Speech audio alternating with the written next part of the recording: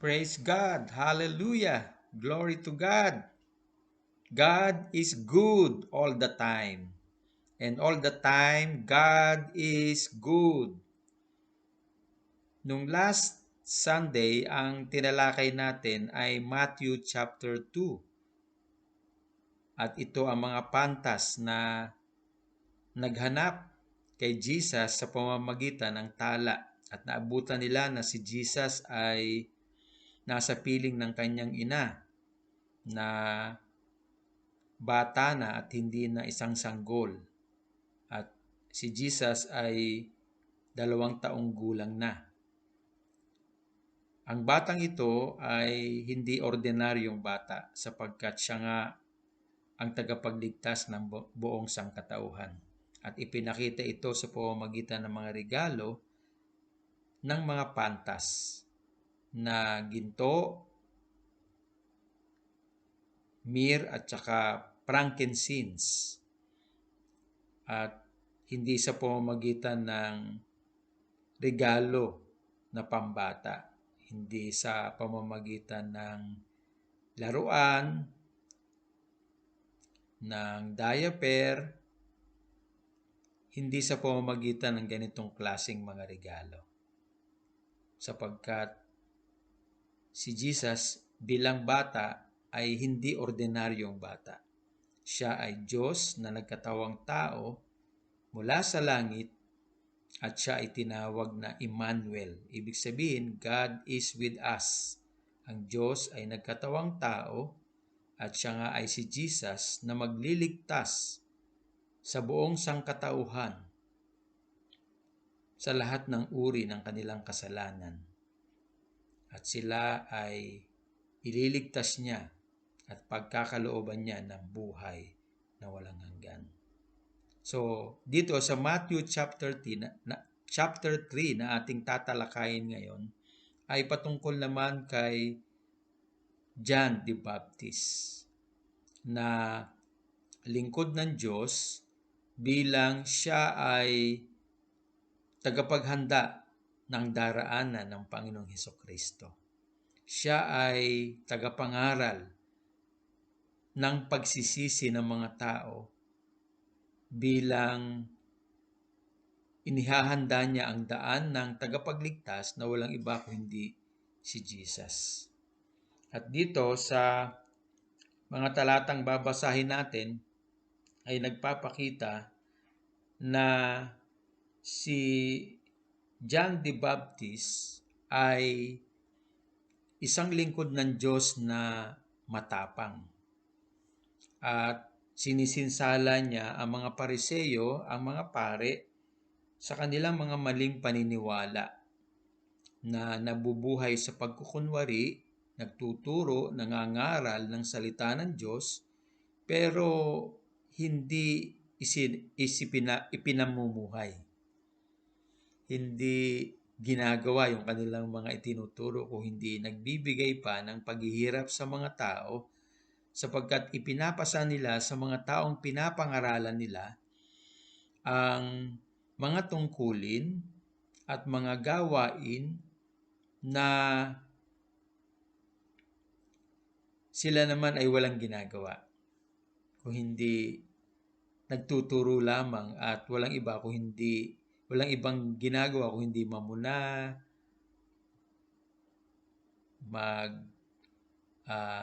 selos sa mga ginagawa ng Panginoong Hesukristo, kapit na kapit sa relihiyon at hindi sa katotohanan na kanilang ipinapangaral patungkol sa kautusan. So dito sa verse 11 ng Matthew chapter 3, makikita natin dito na sinasabi, sa katotohanan ay binabautismohan ko kayo sa tubig sa pagsisisi. Datapwat ang dumarating sa hulihan ko ay lalong makapangyarihan kaysa akin na hindi ako karapat-dapat magdala ng kanyang panyapak. Siya ang sa inyo'y magbabautismo sa Espiritu Santo at apoy. Si Juan the Bautista o John the Baptist ay tagapangaral sa pagsisisi ng mga tao na manumbalik sa Diyos at tanggapin nila si Jesus bilang kanilang Panginoon at tagapagligtas upang sila ay makatamo ng buhay na masagana at buhay na walang hanggan. At matapos na magsisi ang mga tao sa kanyang pangangaral, ay binabautismuhan niya sa ilog Jordan bilang simbolo ng pagtalikod sa anumang uri ng kasalanan. At sa kanyang pangangaral ay binabanggit niya na kung siya ay nagbabautismo sa tubig sa pamamagitan ng pagtalikod sa kasalanan, ang darating ay higit na makapangyarihan sa kanya na magbabautismo sa pamamagitan ng apoy ng banal na Espiritu Santo ng Diyos. Walang iba nga kung hindi si Jesus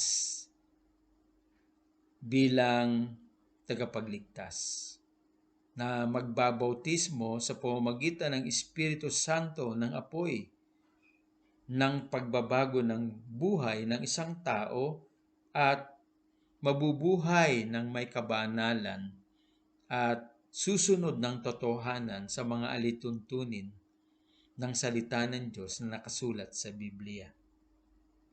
So, sa verse 12, ang sabi niya ay nasa kanyang kamay ang kanyang kalaykay at lilinisin niyang lubos ang kanyang giikan at titipunin niya ang kanyang trigo sa bangan, datapwat ang dayami ay susunugin sa apoy na hindi mapapatay. Ang ibig sabihin dito ni John the Baptist na ang lahat ng tao na kikilala sa kanya, kay Jesus, bilang Panginoon at tagapagligtas, ay lilinisin niya sa lahat ng uri ng kasalanan at makakaranas sila ng tunay na pagbabago sa kanilang mga buhay. Hindi sa pamamagitan ng relihiyon, kung hindi sa pamamagitan ni Jesus na pumarito mula sa langit, Diyos na nagkatawang tao, at ililigtas niya ang buong sangkatauhan mula sa kasalanan at bibigyan niya ng buhay na walang hanggan. At ito ay kinumpirma naman ni Jesus nung sinabi niya doon sa John chapter 14 verse 6 na ako ang daan, ako ang katotohanan, ako ang buhay. Walang sino mang makapupunta sa Ama ko hindi sa pamamagitan ko. Ako ang daan, ako ang katotohanan, ako ang buhay. At walang sino mang makapupunta sa Ama kung hindi sa pamamagitan ko. Binigyan ng tunay na diin at katiyakan ni Jesus na siya lamang ang daan. Siya lamang ang katotohanan. Siya lamang ang buhay at walang sino mang makapupunta sa Ama kung hindi sa pamamagitan lamang niya. Hindi sinabi ni Jesus na alam ko ang daan at ituturo ko sa inyo kung sino sila. Hindi po sinabi ni Jesus na isa ako sa mga daan at ituturo ko sa inyo ang ilan pang mga daan upang kayo'y mapunta sa langit. Kung hindi sinabi ni Jesus na ako ang daan, implying na wala na talagang ibang daan maliban sa Kanya. Ako ang daan, ang katotohanan, ang buhay, at walang makapupunta sa Ama sa langit kung hindi sa pamamagitan ko lamang. Kaya nga ang sabi ni John the Baptist dito sa ating binasa sa Matthew chapter 3 verse 11, hindi siya karapat-dapat na kahit magdala ng panyapak ng Panginoong Hesukristo, sapagkat ito'y higit na makapangyarihan at dakila sa Kanya. At ito ngang Kristong ito ay ang tagapagligtas ng buong sangkatauhan. Kita ninyo kung babasahin ninyo ang Matthew chapter 3, ang tapang-tapang mga aral ni John the Baptist. Pero nung sinabi niya ang patungkol sa kanyang paghahanda ng daan kay Kristo ay hindi siya karapat-dapat man lamang magdala ng panyapak nito. At ito'y makapangyarihan higit sa kanya. Kung siya'y nagbabautismo sa tubig, si Jesus naman ay may kapangyarihan magbautismo sa lahat ng mga magtitiwala sa kanya sa pamamagitan ng banal na Espiritu Santo ng Diyos. Na ibibigay niya ang banal na Espiritu Santo ng Diyos upang magbigay ng kapayapaan sa buhay ng tao. Gabay, kadalisayan ng buhay, katalinuhan mula sa salita ng Diyos, at kapangyarihang mabuhay na matagumpay sa gitna ng magulo at madilim na sanlibutan ito. Mabuhay sa pag-ibig, mabuhay sa kapayapaan, mabuhay sa pagtitiis o pagtitiyaga, mabuhay sa kabutihan, mabuhay sa kagandahang loob, katapatan, pagpipigil sa sarili, at mabuhay bilang tunay na maka-Diyos. At ang sabi dito sa verse 14, datapwat ibig siyang sansalain ni Juan na nagsasabing, kinakailangan ko na ako'y iyong bautismuhan at ikaw ang napaparito sa akin. Nung babautismuhan na ni John the Baptist si Jesus doon sa ilog Jordan, ang sabi ni Juan, hindi po ako karapat-dapat na kayo'y aking bautismuhan. Sa halip, ako po ang dapat ninyong bautismuhan. Anong sagot ni Jesus? Sa verse 15, ngunit pagsagot ni Jesus ay sinabi sa kanya, payagan mo ngayon sapagkat ganyan ang nararapat sa atin. Ang pagganap ng buong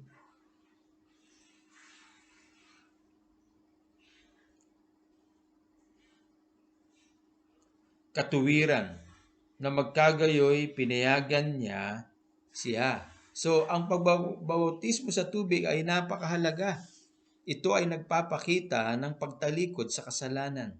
Kung ito ay ginawa ni John the Baptist kay Jesus at niloob ni Jesus na siya ay bautismuhan sa tubig ni John the Baptist, siya na Diyos na nagkatawang tao, di lalo na kaya tayo.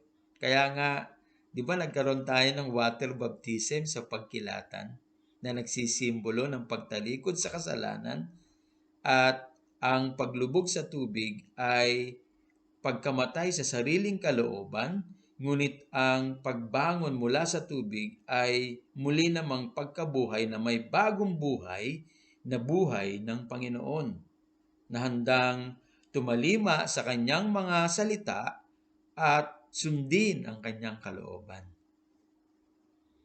Kung ang ating Panginoong Yesus ay nagpabautismo kay John the Baptist dun sa ilog Jordan na Diyos na nagkatawang tao at tagapagligtas ng buong sangkatauhan, hindi kaya higit lalo tayo?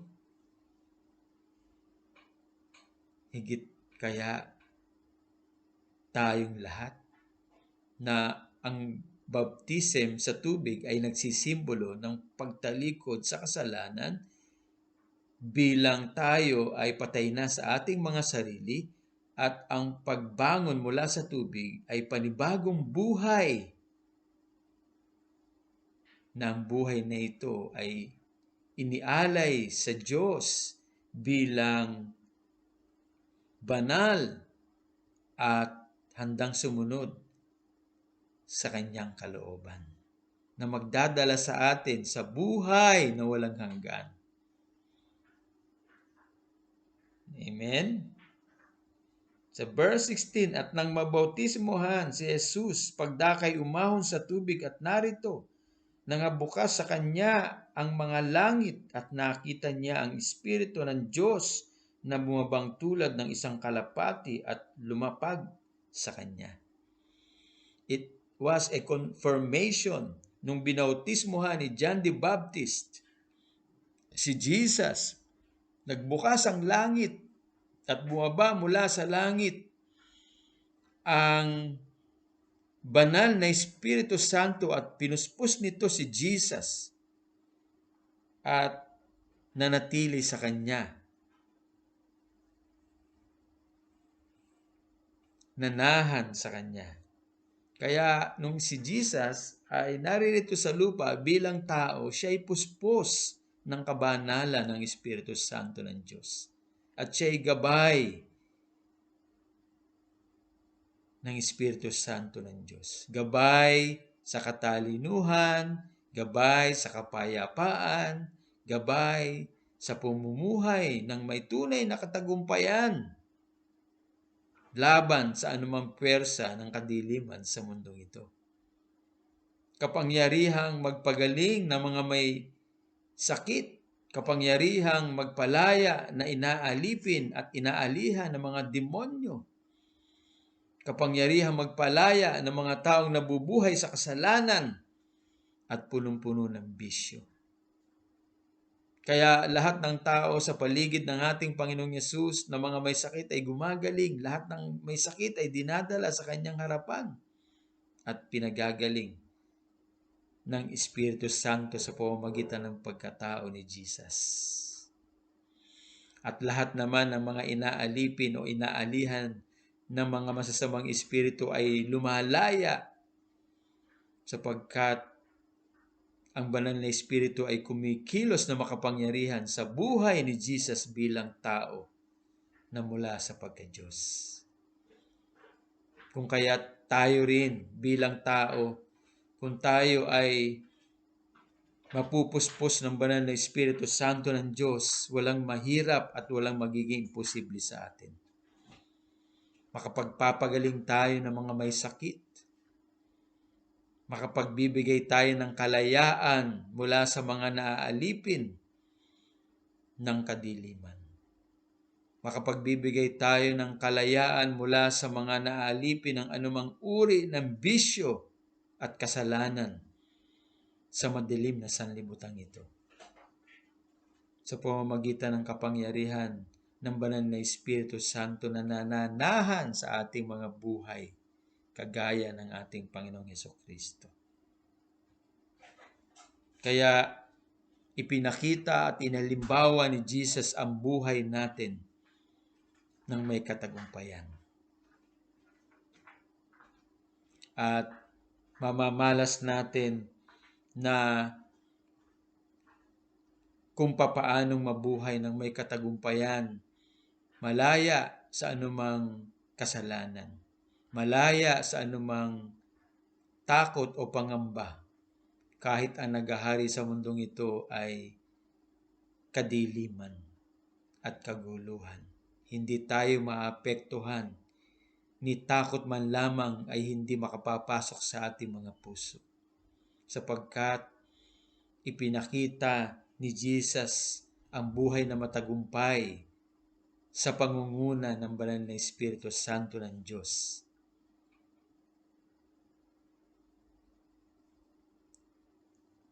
Kaya patuloy lang tayong makinig ng salita ng Diyos na nagdadala sa atin ng kalakasan, gabay, sapagkat ang salita ng Diyos ayon doon sa 2 Thessalonians chapter 3 verse 16 or 2 Timothy chapter 3 verse 16 ay hininga ng Diyos na nagbibigay sa atin ng buhay, ng lakas, ng katagumpayan. Ang salita ng Diyos ay hininga ng Diyos na inihihinga sa ating lahat. Kung kaya't ang buhay ng Diyos ay nakapapasok sa ating buhay. At kung ano yung kanyang lakas ay nagiging lakas natin. Na kung ano yung kanyang tapang ay nagiging tapang natin. Kung ano yung kanyang kapayapaan ay nagiging kapayapaan natin. Kaya kahit na tayo ay nasa ilalim ng pandemyang ito, nananatili tayong matapang, hindi pinanghihinaan ng loob. Nananatili tayong kampante at alam natin ang direksyong ating tinatahak sapagkat ang buhay ng Diyos, ang kanyang hininga ay sumasa atin. Kagaya ng ating Panginoong Hesukristo, nung nabuhay siya dito sa lupa, siya'y nabuhay ng may tunay na katagumpayan. At walang nakapanaig sa kanya na puwersa ng kadiliman. Ang lahat ng mga naaalipin ng mga masasamang espiritu ay nakakalaya. Ang lahat ng mga may sakit na inaalihan ng masamang espiritu ay gumagaling.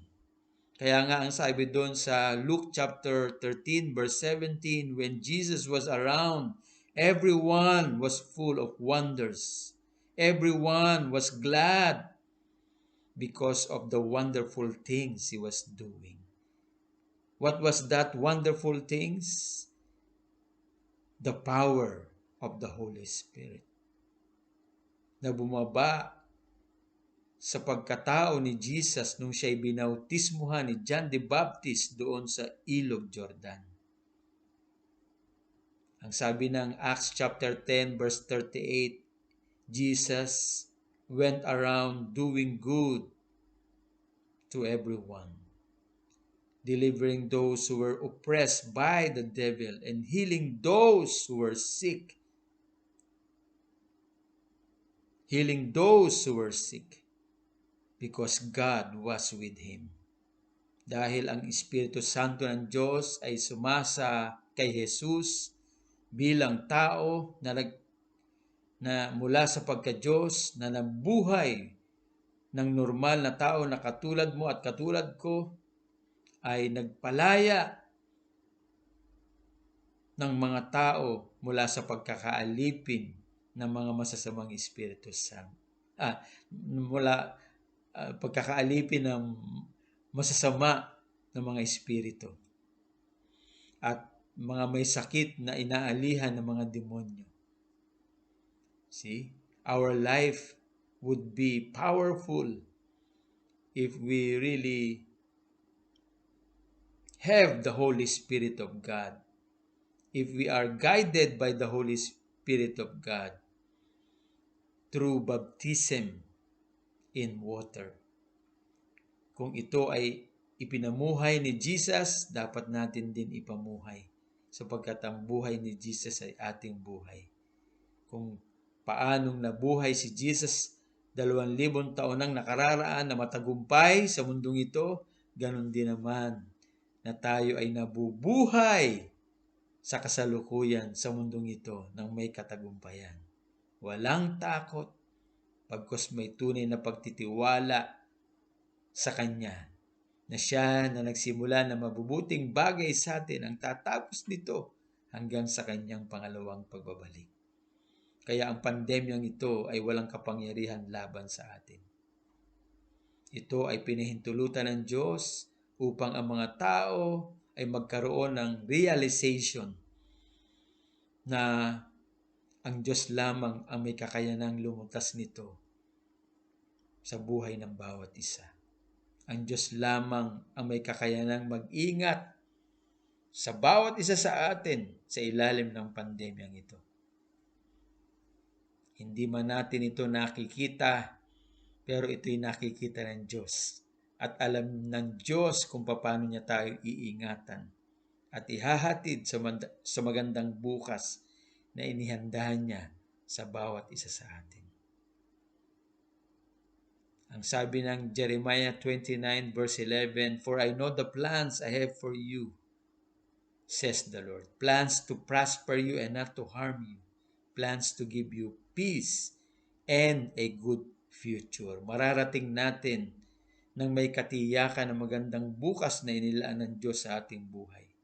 Sapagkat nandyan ang gabay ng banal na Espiritu Santo na tayo ay Kanyang iingatan at dadalhin sa magandang bukas na tinapos ng ating buhay na Diyos para sa ating lahat at sa ating pamilya.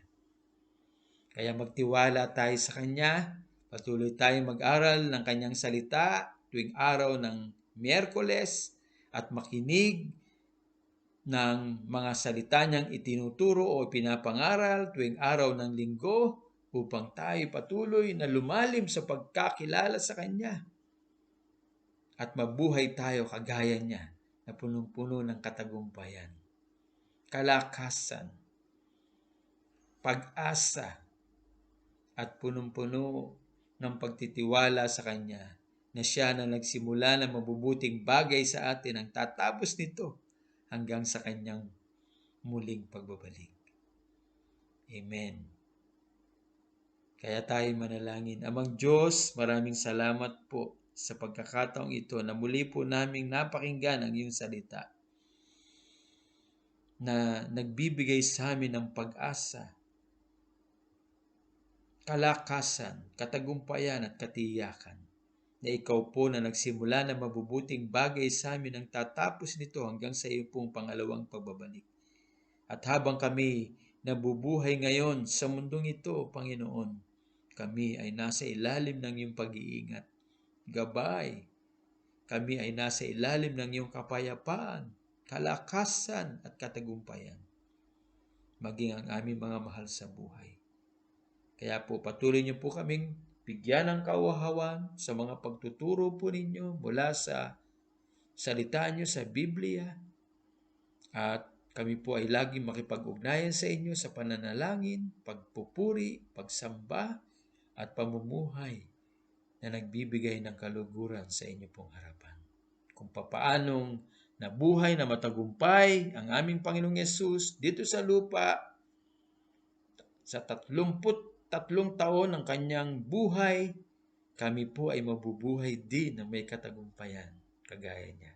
Sapagkat ang buhay niya na taglay ay buhay naming ipinamumuhay ngayon sa gitna man ng pandemyang ito.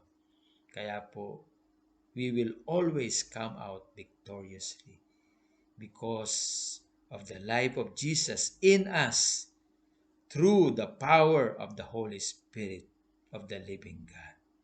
We thank you, Father God, for sustaining us with your grace, with your mercy, with your faithfulness, with your power, with your authority, with your life, with your anointing. In Jesus' name. Everybody say, Amen, Amen, and Amen, and Amen. Praise God. Glory to God. Hallelujah. God is good all the time.